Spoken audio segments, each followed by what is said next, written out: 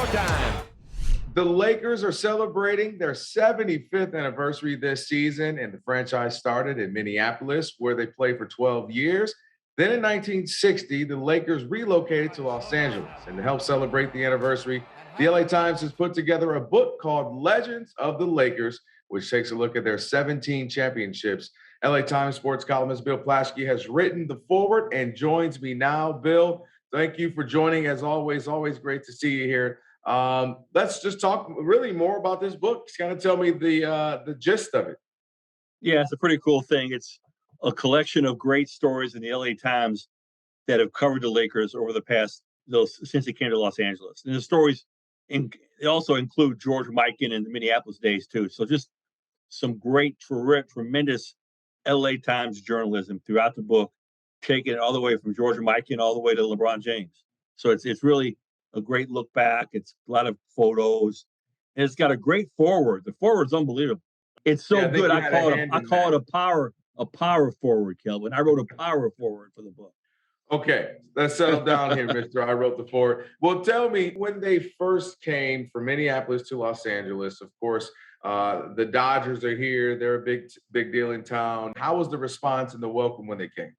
It was kind of tepid. It was not that great. The Rams got here first, and the Dodgers got here, so they were at least third on the pecking order, and people weren't sure what to make of them. And pro basketball wasn't that big then, and they lost. They kept losing to Boston Celtics. They kept getting to the finals and losing to the Celtics.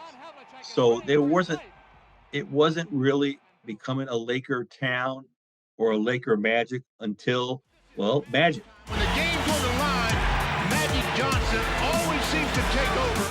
How important was the coupling, not just getting the star player in Magic, but also an owner who is a star in and of himself? He's around town. He's a man about the town.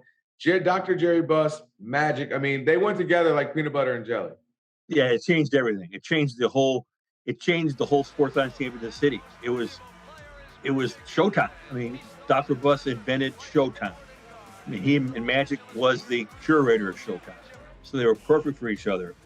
And it was the first time in history of professional sports in this country where a sports event became an entertainment event. It became a show. It became Showtime. Sensational, dazzling Showtime.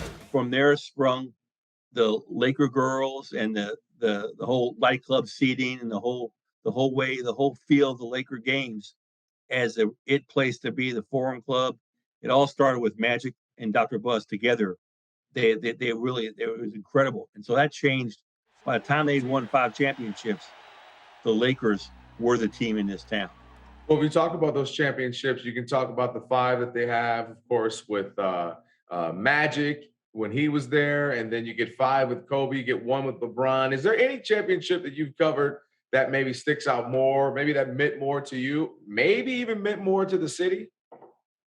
Yeah, I think the one that is where the championship that had the Game 7 that I nearly passed out. Everyone standing here at Staples. Lakers down 3 with 7:40 left.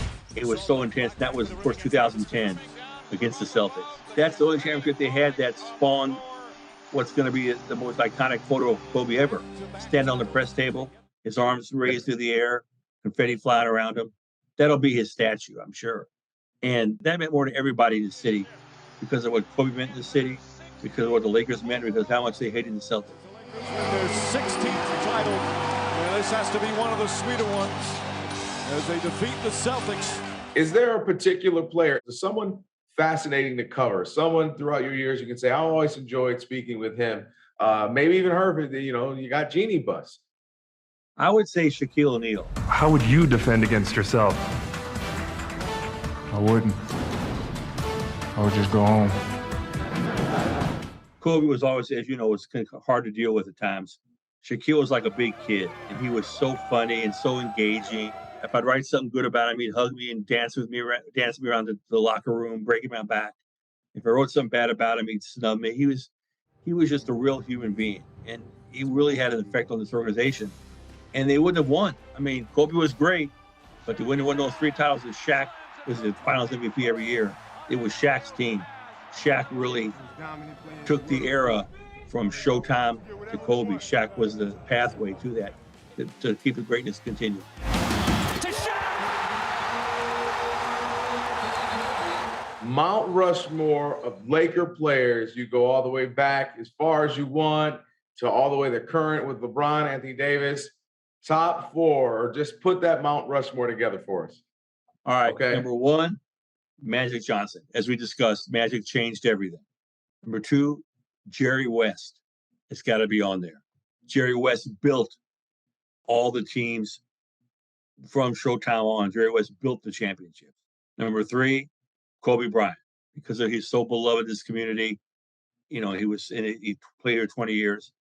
Number 4, Kareem Abdul-Jabbar.